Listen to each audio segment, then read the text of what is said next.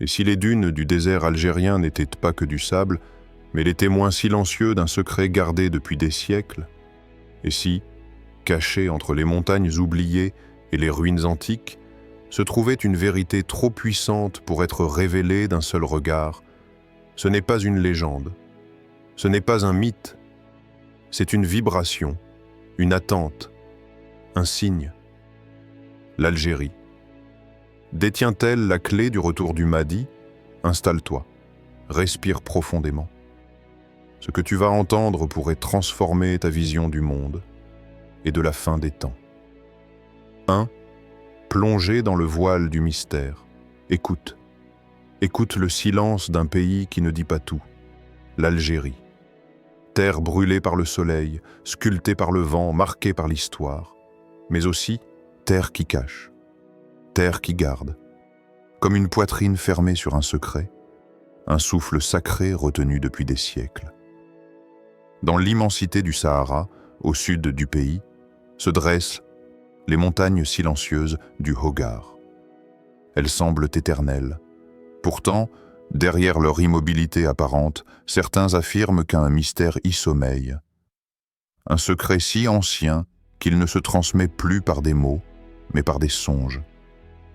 Il y a des siècles, dans une petite zaouïa perdue entre les falaises, vivait un homme qu'on appelait Sidi Abdel Jalil. Il n'était ni roi, ni guerrier, ni homme de pouvoir. Il était un homme du silence, un maître du cœur. Chaque nuit, il s'isolait dans une grotte que les villageois appelaient Bait al-Nour, la maison de la lumière. Là-bas, il jeûnait, priait et méditait sur le sens de l'existence. On raconte que dans ses rêves, il voyait une lueur sortir d'entre les roches, une lumière vive mais douce, jamais aveuglante, une lumière qui appelait sans bruit les cœurs purs à se rassembler. Elle me parlait sans voix, disait-il. Elle disait « Celui que le monde attend dormira ici, et lorsque le monde tremblera, il se réveillera. » Les anciens du village ne comprenaient pas. Certains riaient, d'autres craignaient, mais lui, Sidi Abdel Jalil, n'expliquait rien. Il disait seulement que les secrets ne sont pas faits pour être crus, mais pour être reconnus. Et alors, et si cette lumière, vue par un homme oublié, portait en elle un message éternel? Et si l'Algérie, avec ses montagnes indomptées et ses peuples au cœur endurant, était le lieu où germe quelque chose d'énorme, de cosmique, d'invisible encore, mais proche? Imagine un instant, un point lumineux caché sous les couches de l'histoire. Un souffle sacré, comme une pulsation divine qui bat lentement dans les profondeurs du désert. Et ce souffle, aujourd'hui, commence à s'accélérer. N'est-ce pas cela, le mystère que porte ce pays? Une tension spirituelle que ressentent même ceux qui ne savent pas prier. Une vibration qui pousse à chercher, à se réveiller, à écouter l'invisible. Voix plus lente, rythmée comme une berceuse intérieure. Et toi qui regardes cette vidéo, quand as-tu senti pour la dernière fois un frisson inexplicable au fond de ton cœur? As-tu déjà eu cette impression que quelque chose se prépare, sans savoir quoi? Que les pierres murmurent, que le ciel nous parle, que les âmes se réveillent? Le Mahdi n'est pas qu'une figure à venir. Il est une réalité spirituelle qui s'approche lentement, à travers les événements, mais aussi à travers toi. Et peut-être que cette lumière vue dans un rêve, dans une montagne oubliée d'Algérie, était déjà un signe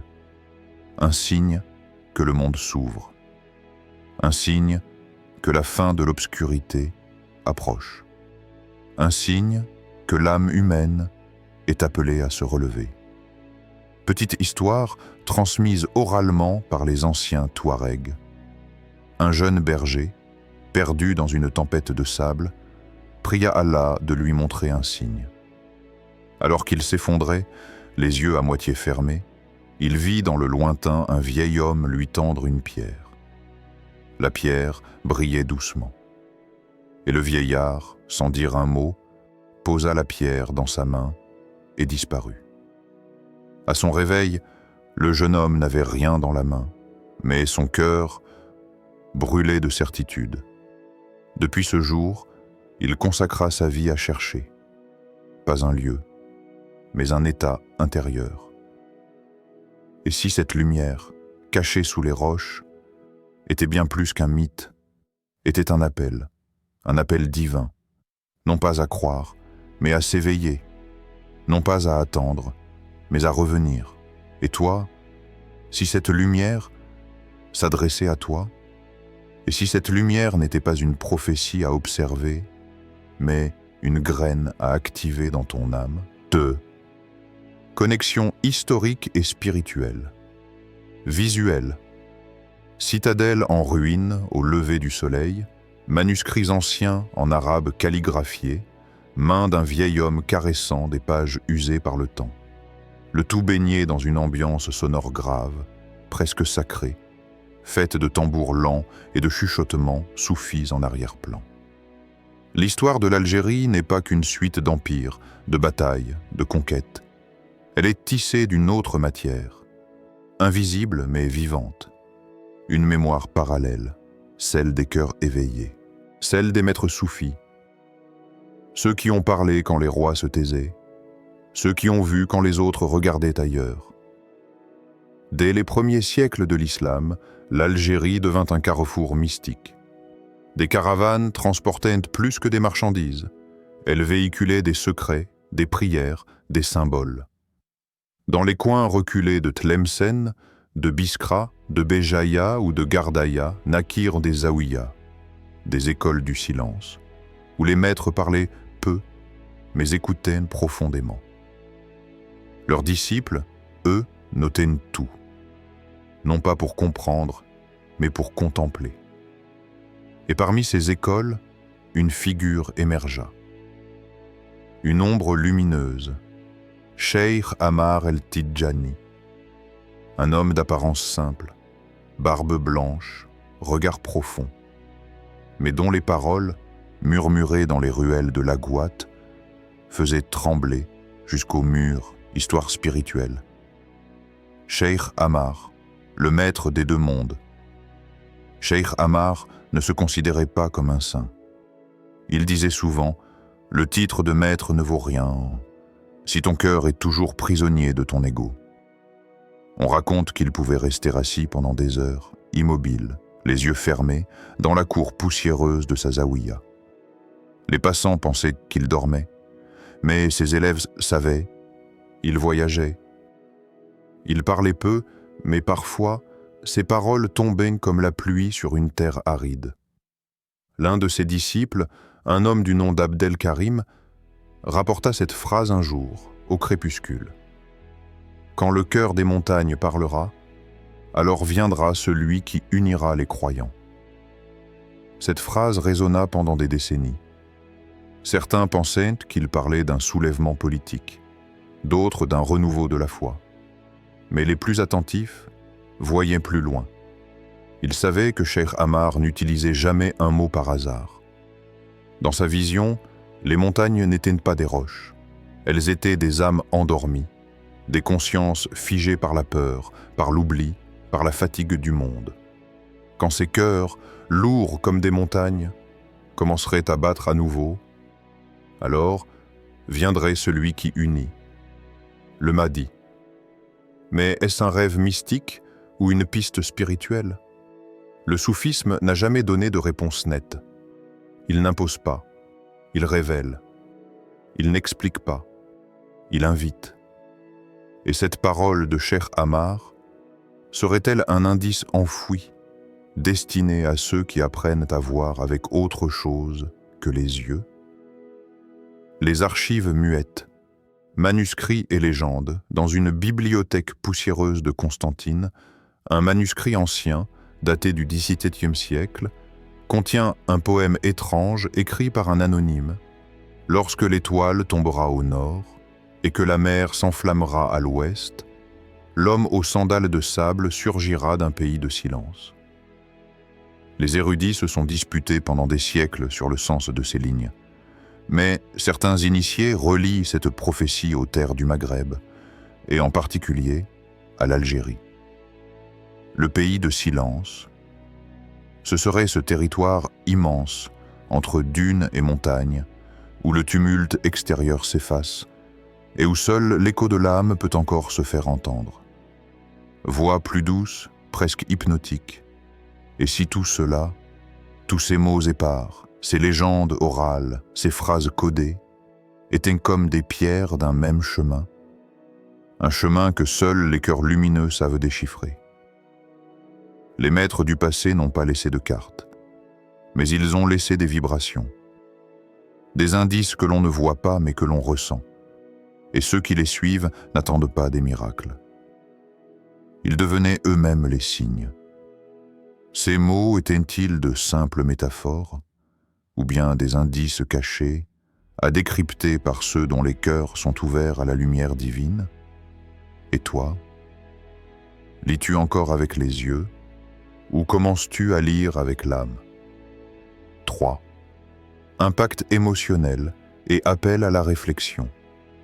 Il y a des mystères qui fascinent l'esprit, et il y a ceux qui parlent directement à l'âme.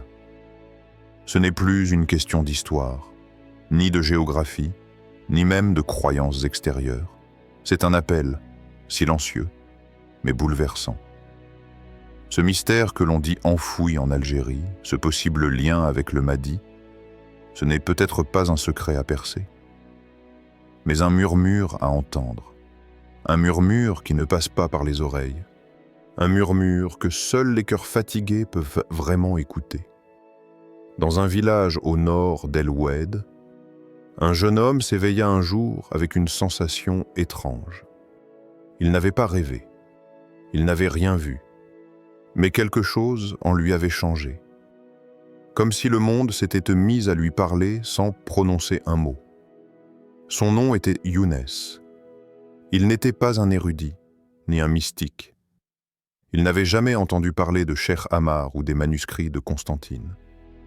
Mais il avait senti un vide intérieur, trop profond pour être ignoré. Un matin, il partit. Il ne dit rien à personne. Il prit un sac, une bouteille d'eau, et marcha vers le sud. Il ne trouva pas de vision, pas d'apparition céleste, pas de miracle spectaculaire. Mais dans la solitude des dunes, il trouva la paix. Il trouva la présence. Il retrouva Dieu. Et toi, est-ce que tu ressens parfois ce vide en toi? Cette sensation que tout ce que tu vois autour de toi est là, mais que quelque chose manque à l'intérieur? Peut-être que ce vide n'est pas une absence, mais un appel. Le rappel silencieux de celui qui t'a créé, celui qui t'attend. Pas dans les événements extérieurs, mais dans le calme de ton cœur. Il n'y a pas de chemin unique, pas de rituel parfait, pas de savoir obligatoire. Il y a simplement le retour à soi, et à travers ce retour, le retour à Allah. Younes n'est jamais revenu avec des histoires glorieuses. Il n'a pas écrit de livre. Il n'a pas été proclamé wali. Mais son regard avait changé. Il brillait sans lumière. Il rayonnait sans mots, et les gens disaient de lui, « On dirait qu'il a trouvé quelque chose que nous avons tous perdu. » Peut-être que ce mystère autour du Mahdi, ce n'est pas un événement qu'on attend, c'est un état intérieur à atteindre, un retour à la sincérité, à la justice, à l'humilité. Et peut-être que le Mahdi viendra quand assez de cœurs se seront purifiés, quand assez d'âmes auront cessé de fuir, quand les croyants auront arrêté de chercher ailleurs ce qu'ils ont toujours porté en eux. Dans un hadith rapporté, il est dit que la fin ne viendra pas tant que les cœurs ne seront pas devenus aussi durs que les pierres. Mais il est aussi dit que même les pierres, parfois, se fendent sous l'effet de l'eau. Et si cette eau, c'était tes larmes de retour à Dieu, Et toi, spectateur silencieux, que cherches-tu vraiment? Un signe dans le ciel? Une révolution extérieure? Ou bien cette paix, cette lumière? N'est-elle pas déjà là, cachée derrière tes blessures, ton stress, tes habitudes? Et si le Mahdi ne venait pas pour te sauver, mais pour te rappeler que tu avais toujours su où te trouver? La musique se fait presque inaudible. Le silence devient l'enseignement. Le souffle du désert semble répondre. 4. Conclusion. Appel à l'ouverture spirituelle. Et si le mystère de l'Algérie n'était pas un secret extérieur à percer, mais une vérité enfouie en nous, que nous refusons de regarder en face? Depuis le début de ce voyage, une question nous hante. L'Algérie détient-elle un rôle caché dans le retour du Mahdi? Mais peut-être avons-nous posé la mauvaise question. Peut-être que le Mahdi ne vient pas pour remplir nos attentes spectaculaires, mais pour réveiller ce que nous avons laissé mourir dans nos cœurs. Peut-être qu'il ne viendra pas par les armes, ni par les titres, ni même par les signes célestes, mais par l'éveil silencieux d'une génération qui ose croire, ressentir, se purifier. Un jour, raconte un vieil homme à son petit-fils, dans un désert balayé par les vents, un enfant curieux creusa le sable pour s'amuser. Il n'espérait rien. Il n'avait ni but, ni ambition, juste une envie innocente de chercher. Ses doigts trouvèrent une graine, toute sèche, poussiéreuse, sans éclat. Il la prit, l'observa, et au lieu de la rejeter, il la planta à côté d'un rocher, là où le soleil frappait mais où une ombre naissait au crépuscule. Il l'arrosa de la seule eau qu'il avait, ces larmes d'un soir où il avait prié pour la paix. L'enfant grandit, oublia peut-être son geste. Mais, bien des années plus tard, sous ce même ciel, un voyageur solitaire vit une plante fragile, résistante, belle comme un miracle, poussée entre les roches brûlantes. Cette plante devint un abri, puis un repère, puis un signe. Et personne ne sut jamais que ce signe venait d'un simple enfant, d'un simple geste porté non par la force, mais par la foi. Voilà ce que le monde oublie trop souvent. Le Mahdi, ce n'est peut-être pas seulement celui qui vient. C'est peut-être aussi celui qui se lève en nous. C'est peut-être la graine enfouie dans nos terres désertiques, que seul le rour, le souffle divin, peut faire éclore. Mais pour cela, encore faut-il creuser, encore faut-il espérer, encore faut-il pleurer l'Algérie, terre de silence, terre de résistance, terre d'ombre et de lumière. Peut-être n'est-elle pas l'origine du Mahdi, mais le reflet d'une lutte intérieure. Une métaphore vivante de ce que chaque croyant doit traverser.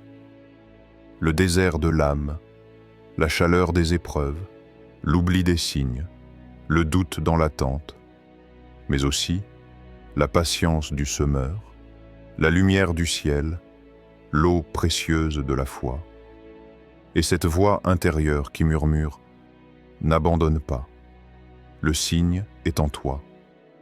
Car oui, peut-être que l'attente du Mahdi est moins une question d'années que de cœur, moins une question de prophétie que de pureté. Peut-être que l'heure approche, non pas à travers les conflits géopolitiques, mais par le retour silencieux des âmes vers celui qui appelle. Et peut-être que cette graine, cet espoir, ce souffle existe déjà en toi. Oui, toi qui écoutes. Toi, l'âme troublée, égarée, fatiguée. Toi qui cherches des réponses, des signes, des miracles. Et si le vrai miracle, c'était de croire encore, de ne pas céder à la peur, de ne pas fuir dans l'attente passive, mais de semer, de prier, d'agir, d'ouvrir ton cœur. Alors, pose-toi cette question, pas demain, maintenant. Est-ce que cette graine que nous portons tous, et que seul le souffle divin, le rure, peut faire éclore? Et si oui, que fais-tu pour qu'elle pousse, Peut-être que la clé n'est pas un lieu, mais un état. Peut-être que ce que nous cherchons dans les signes extérieurs se cache depuis toujours dans les replis de notre âme. L'Algérie n'est-elle pas un miroir tendu à notre conscience endormie? Le Mahdi n'est-il pas l'éveil qui nous appelle tous depuis l'aube des temps? Alors je te pose cette ultime question.